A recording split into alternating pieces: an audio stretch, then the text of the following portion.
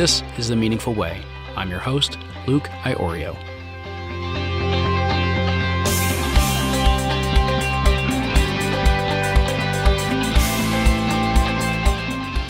Hello there, everyone.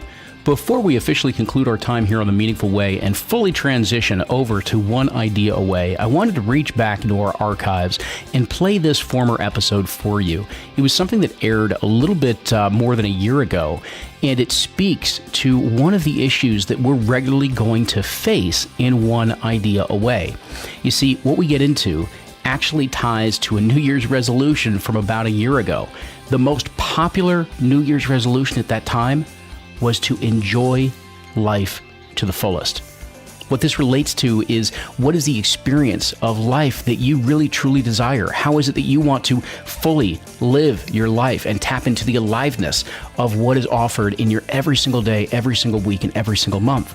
So we're going to dive into that because there's actually a space that we can step into, and you're going to hear about that in my intro, and you're going to hear about that throughout the course of this particular interview with Cara Bradley. So with that, please enjoy, and I'll catch you next week on One Idea Away.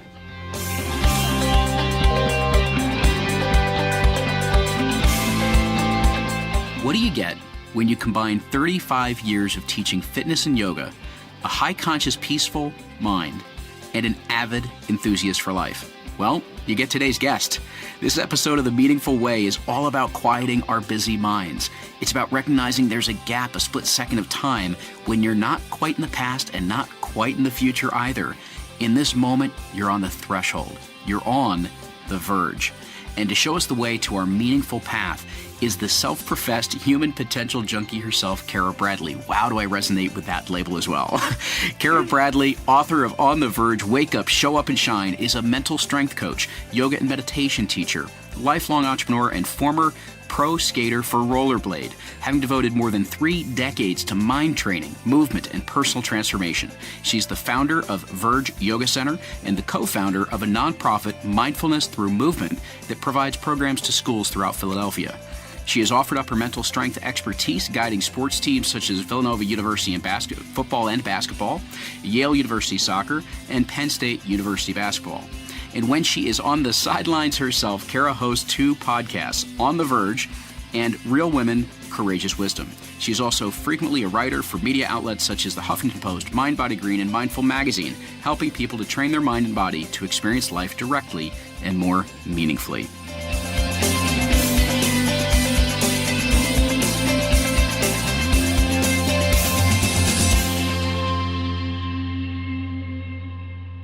Welcome to the show, Cara. How are you? Thank you, Luke. I'm actually tired just hearing all that. You're busy. You are busy. You got to have some pretty good energy to keep up with all that. You know, it's interesting because as I was getting ready for the show, I was checking out some of the things that you've done recently, and I saw that just the other day you were chatting about this idea of the crazy busy mind.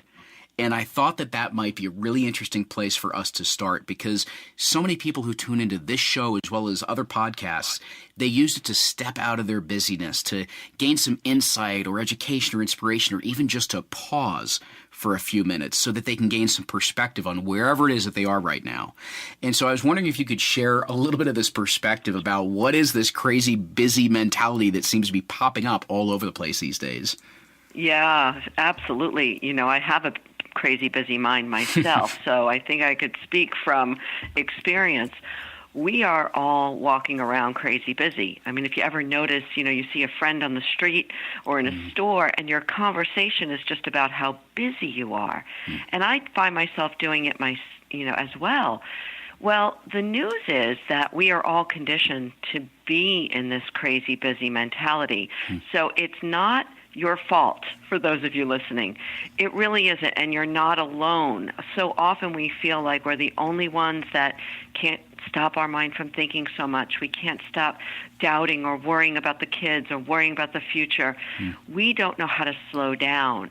And so in just recognizing that, okay, I've got a busy mind. It's not all my fault. I've been conditioned. Schooling has told me to do, think. We're not taught to pause in life. So I think once we can recognize what we're working with and then know that we're not alone in our busyness, in our crazy busyness, then we could actually give ourselves a little bit of a break and start to look at how we can train ourselves otherwise. Yeah, no, that's interesting because I even just in alluding to some of this perspective in the intro, it's that even in just that awareness, that acknowledgement of this is where I'm at and it's normal, it's okay, other people go through this too, it creates just that little bit of space to kind of gain our composure and settle in a little bit. And that's what it seems to be there. You know, it's interesting because part of in reading your book, one of the ways that you explained the idea of living on the verge, which also taps into how you were just answering this, I think was fantastic. That living on the verge is not about doing more, but about being more. It's not about achieving more. It's about experiencing more. And I'd love for you to talk to us a little bit more about, you know, what does it mean to be more and experience more? Yeah, I'd love to. I mean, this has been my life's work personally, and also brought it in professionally. I had an experience when I was a college athlete where it was my last college track race, and I went in with a no lose, no win, no lose, nothing to gain, nothing to lose kind of attitude. And I went from mediocre, middle of the pack, mid-distance runner to elite runner in a matter of one race. And something shifted in me during that race because I wasn't trying, I wasn't pushing and forcing like I usually did. I was actually just being. I was just present because I had nothing that I had to prove out there. And so it really stayed with me, and it actually set me on my path to look at, wow, you know, when I can just be, when I'm just present without all the mental baggage and the emotional drama that, you know, so often we carry around, when we can just land in the moment for this conversation, for this email, for this conference call, for this traffic jam, we actually do better. It's the power of now, as Eckhart Tolle talked about. And so that's what I talk about, being and experiencing life. We're not taught how to be and experience, we're taught how to do and think. So it's a reframing. What would be a practice or a way of us kind of getting that feeling when you say experiencing life, experiencing more? What's a way to practice that so that we know that we're really kind of tuning in to this experience? Well, I think you said it before, Luke. It's as easy as just pausing and noticing. Pausing and noticing. You know, right now I'm looking out the window and the trees are yellow. I mean, it's gorgeous. You know, if I could pause and just notice the sun hitting the top of the trees, notice the smell of the air in the, you know, winter morning, notice the you know, delicious feeling that your body, you know, how your body feels after a good workout. It's just retraining ourselves to not speed by these wonderful sensory experiences that we have as human beings, but actually to learn how to pause more often. And so what happens is when we start to recognize these moments of what I call being fully alive, these moments that just take your breath away, and it could be a quick glimpse, we start to get better at noticing. We start to notice all over the place these brilliant sensory experiences coming at us all day long. So let's go off that, because this idea of being fully alive, you know, in the self-development space, you hear all the time about being awake and realizing your full potential. And the way that I've heard you describe it is that it's living in high definition with high voltage energy. And I was wondering if you could say a bit more about, you know, what does that really mean? It's you know, living in high def. I think you just started to explain some of that, but how does it then tie to this high voltage energy? Yeah. I mean, I hear those words and I get excited. When we're present, when we are fully here, right now, what I call being on the verge, without, you know, being in the past, being in the future, when we can land in the center of the moment, we experience life more fully. So our senses come online.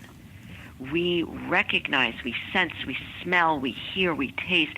Everything becomes that much more crisp, and as I say, in high definition. When we're present, we have access to our full sensory perceptions. Stuff that we usually breeze by when we're busy. And so the other aspect with the energy, when we're present for this moment, right here, right now, it's as if we're being plugged into an electrical outlet. We have access to this energy that's moving through us 24/7.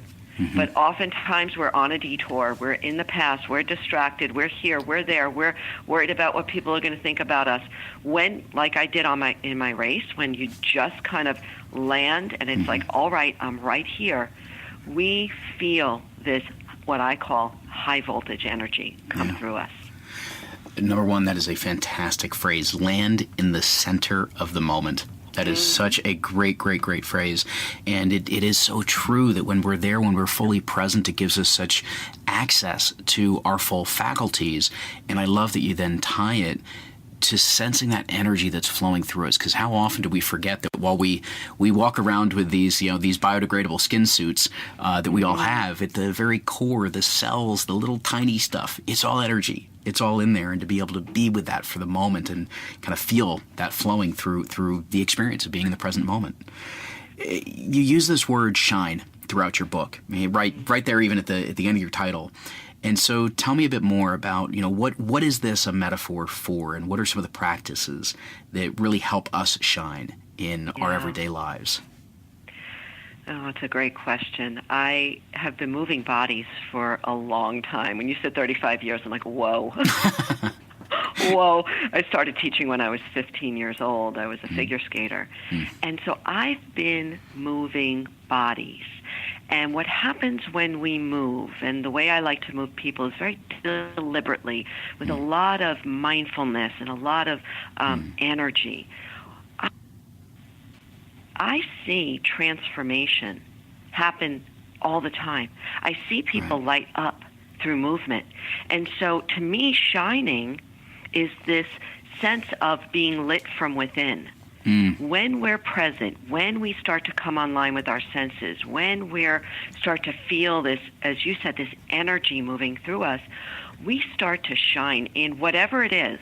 And so shining can be setting a beautiful place setting for dinner for your family. Shining could be standing in front of a crowd and rocking it. Shining can be so many things. It doesn't mean, you have to have 700 likes on Facebook. Shining can be very small, and this is where I think we get really tripped up in our society. Our potential is everywhere. Our potential is waiting for us to just access it. So there's nothing we have to do to change necessarily. It's as we become more present, all of this potential, this latent capacity starts to emerge and show itself. It's beautiful. Well, and I think I'm really glad that you tied it to this shining that comes through, that light that comes out from within us. It doesn't always have to be the really big achievement moment where everybody gets to see what's going on. At times, it's just the subtle moments of our day, the subtle moments with our family, but it's the way in which we interact, the way in which we connect, the way in which we shine at those moments that may even have more meaning to us on a practical level. And so it just kind of brings it out of us. I'm also, if I could just add something. Please. As you're talking, something came to mind, which is, when we're present, when we can be right here, right now, we just know instinctively, we access the intelligence that we all have, this brilliance coming through us. And shining could mean, Luke, as simple as being in the store, buying your coffee, and meeting somebody, right? Meeting somebody's gaze, saying a comment, something that could truly shift that person for the rest of the day. We don't know. We don't know how we can shine. Absolutely. Right? And I'd love for you to talk a little bit more about this idea of mindful movement specifically, because I think one of the things that you're certainly so aware of and tapping into is that in the motion of our body and getting to feel into our body and being very mindful of that, it opens up a different form of connection, a different form of intuition that seems to take alive. And I'm curious if you could speak more about the kind of the mindful movement that you integrate into all your work. Yes, absolutely. I have taught movement for a long time, but I also teach people seated meditation practice. What I have found almost 99% of the time is that when I move my class, or excuse me, when I move people, and it could be 5 minutes of deep breathing and simple rhythmic movement, they slither into a seated meditation practice with ease, much more ease than if you have someone that's kind of spinning around mentally and you sit them down. It's almost like you're putting a straitjacket on them. Right. So the power of our body is remarkable. But here's where there's a fine line, because I feel like, having been in the fitness industry for so long, most of us out there think that movement equals working out. Right. It doesn't have to. It can. We all know. You go out for a great run, and you sit, in the sun and you drink a bottle of water and, boy, your senses light up. But you could also move in your office for a few minutes. In fact, I have a bunch of stuff on YouTube. 5-10 minutes of mindful movement can shift your state completely from doubt to fearless right there. Absolutely. It's one of, and I'll even just share, I think people have heard me talk about it before, but one of the practices that I live by is hiking in nature and just taking those mindful walks because of exactly how much it can open up and quite literally how much it can ground you in those moments. So absolutely. If I come to this, it's one of the things that I've seen in so many people right now, whether it be clients and students and leaders, entrepreneurs of all kind, is that they can get stuck around this idea of their worth. They tend to judge themselves. They compare themselves to others. They get caught up keeping up with the Joneses, where they don't stay grounded with who they are, and they start to look to outside resources to begin to validate who they are. I think I've heard you share that, unfortunately, this becomes a long road to kind of nowhere, and you can't really achieve success from that type of a state. And then you related it to not only looking inward, but making friends with ourselves. And I was wondering if you could say more about what does that mean? What does that look like? Yeah, this is a really powerful point. Thank you for bringing it up. We have this one life to live. And if we spend most of our waking day stuck in our busy mind, perhaps in doubt or comparison or competitiveness or judgment, we miss these brilliant opportunities all day long to really sink into this extraordinary human experience that we're having. So how do we get ourselves out of that rut, that groove, that habitual pattern, is to start becoming friends with ourselves. Again, this isn't something we're taught in our culture. And for me, I'm a girl from Brooklyn.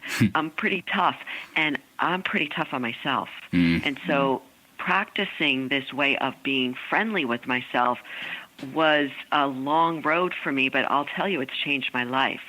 So the easiest thing that I can way that I can put this is to, for all of you listening, just imagine or think about the way you speak to your pet, your dog, cat, a young child. Maybe you have older children, but maybe it was when your child was younger and how you used to snuggle with them when you read them to them at night.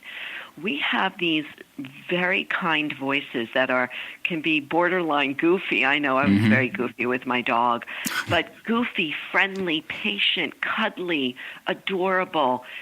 If you could start to speak to yourself, even 5 minutes a day, with that same loving kindness, you will start to feel the armor and the real patterns that you hold on to so tight in the way you speak to yourself. That will start to dissolve. And you will start to feel more joyful and give yourself a little bit more patience and kindness as you move through your day. Yeah. It's amazing because as you start to approach yourself that way, you almost naturally bring out some self-compassion. And, of course, the more that you do that, the more comfortable you are. And then the more that you tend to do that with people around you. as well, That's which right. of course then creates more connection, creates more energy, and so forth. A beautiful waterfall effect from that regard. Yeah. And a lot of people think that being kind to themselves means giving themselves a break. Oh, well, then I'm not going to, I'm not going to go for the run. I'm not going to do this. I'm going to, just watch TV all day. And that's not what it's about. It's actually just being human with yourself and knowing that you're doing the best you can and you're going to, give it your best shot, and it doesn't always work out, and let's just get back up and do it again. I'm glad you brought that up, because that does seem to be a kind of a recurring distinction that gets made on this show and just so many people I hear, is that distinction between what does it mean to accept what is versus agree with what is. And I think you're highlighting so well, accepting that, okay, right now this is how I feel. This is just what it is. Now where do I go from here? And what do I do with this? As opposed to agreeing with it and saying, oh, well, I'll just give up. Right. And I think you're putting a beautiful way of taking that pause, acknowledging where you are, take the breath, and then move. Yeah. I like to think of it as allowing. Yes. Allowing life to unfold. Yeah. So one of the things that comes up often on the show is how everybody that, the very successful and well-respected guests that come on this show, they seem to have certain practices that they live by that really kind of keep them in the type of state of mind and state of being that they want to have to really guide and live their lives. For you, that's, being on the verge. And I'm curious because I saw one particular writing practice that you have, and that in the morning you write repeatedly about what's my why. And I was hoping you could share more about that, because I thought it was a phenomenal way to begin your day. Yeah, that's a good one. I like that one. Yeah, so I'm all over practices, short practices, right? Yeah. And not too crazy. We all have a lot going on in our lives, but if you can develop some short practices but do them consistently, I say start small, stay steady, build from there. So one of my practices in the morning, sit down. Usually I'll do, a little bit of breath work. Maybe I'll sit in silence, wait for my coffee, get my journal out. What is my why? Why do I do what I do? Because I do a lot. Most of us are doing a lot. Why are we doing this? What is it serving? And it could be, putting meals on the table for your family. But, you want to get, as you start to develop this practice, you start to get deeper and deeper. And I know for me, oftentimes, my why I teach, why I get up every day and do all this stuff is because I want to live my life fully. And in living my life fully, I know that part of that is helping others to feel more awake and alive every day, to help them wake up out of this dream state of their busy, busy lives, and to just lay back and look at the sky and enjoy life more. Yeah, that is such a powerful way to be able to begin your day. And again, I love the dichotomy of just there's times where you're going to write about the big why, the real big connection of how you want to live your life fully. And there's going to be other times where you're just going to write about what's your why for that day, for that moment, for that relationship, or whatever's going on just right in front of you, because that's where you are right now. But it seems like it just fills you, whether it's be the day or much beyond that. It just fills you with such purpose in how you proceed in your day. Yeah, that's great. Well put. Let me ask you, you said you love a lot of short practices, and I was wondering if you could share maybe one more with us in terms of what's maybe one of those other short practices that you do on a regular basis that keeps you tuned in to being on the verge. Well, for me, it's moving my body every day. And I taught every sort of fitness under the sun. However, for me now at this point in my life, moving my body is a must. But I allow myself to really listen to what I need on a given day. So I don't, if I'm feeling tired from the day before, if I have a big day ahead, I may change up. I stay very flexible with what I do. And it could be, the walk in nature. I live by a big park. I'm out there every day. It could be a yoga class. It could be just getting on one of my machines downstairs and, breaking a sweat.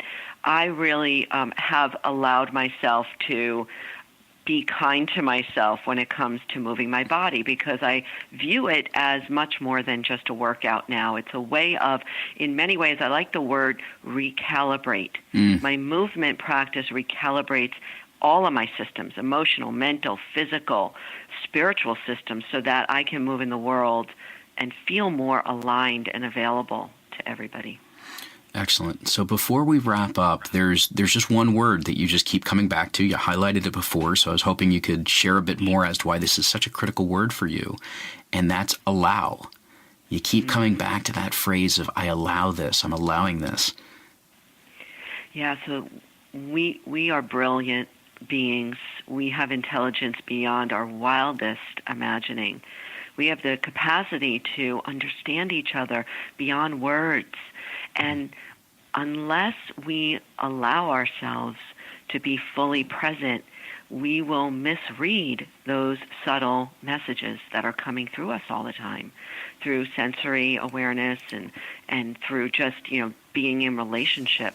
So when we can allow ourselves to stop speeding through life and to be with whatever is unfolding in this moment, it takes us, it's flow. It's the flow state. It takes us on a ride that, it could be really, really fun. Absolutely. So then just as we close out, the name of this show is The Meaningful Way. And so if I turn that to you and I say, what is your meaningful way? What comes up for you? If I could be available to those in my life, available to be present, I feel like then I represent, then I'm going to contribute to the world in a good way. So my availability, and to be available really means I have to get out of my own way and just show up in the moment. Absolutely fantastic. Cara, I want to thank you so much for sharing yourself, sharing a bit of your story and a bit of your wisdom with us here on The Meaningful Way. Thank you so much, Luke. It's been wonderful. Thank you. For everybody listening, I want to encourage you to do just a couple things. Number one is absolutely check out the book On The Verge. And even better, if you're right now even listening to the podcast on your smartphone, look at the App Store, take a look for the app On The Verge, which will also be an introduction to a lot of Cara's material. And so let me leave you with this, because I want to go back to kind of something I had pulled out of the book, which is living on the verge is not about doing more, but about being more. It isn't about achieving more. It's about experiencing more. So here's to your journeys, being filled with being more, experiencing more, being available to one another, taking that pause, and just enjoy the journey even more. Thanks again. Until next time.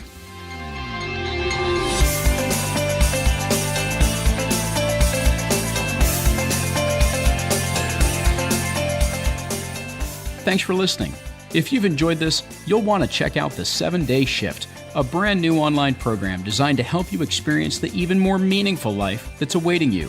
Just head to lukeiorio.com/7-day shift to register.